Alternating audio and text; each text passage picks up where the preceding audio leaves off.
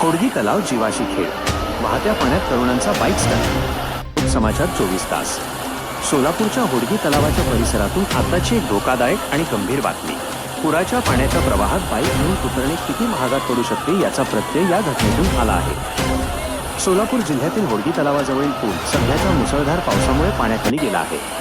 या वेगाने वाहणाऱ्या पाण्यातून एक तरुण आपली बाईक काढण्याचा प्रयत्न करत असताना तोल सुटून बाईक थेट पाण्याच्या प्रवाहात वाहू लागली.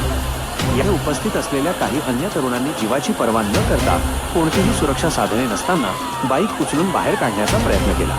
सुदैवाने या प्रयत्नात कोणालाही दुखापत झाली नाही. मात्र तरुणांनी दाखवलेले हे धाडस नसून बेपर्वाई आहे. वाहत्या पाण्यात उतरून स्वतःचा जीव धोक्यात घालणे अत्यंत चुकीचे आहे.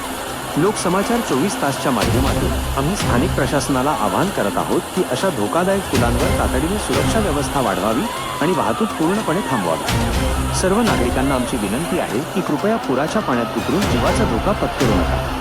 तुमचा जीव लाखमोलाचा आहे. पुढील महत्त्वाच्या घडामोडींसाठी पाहत रहा लोकसमाचार 24 तास.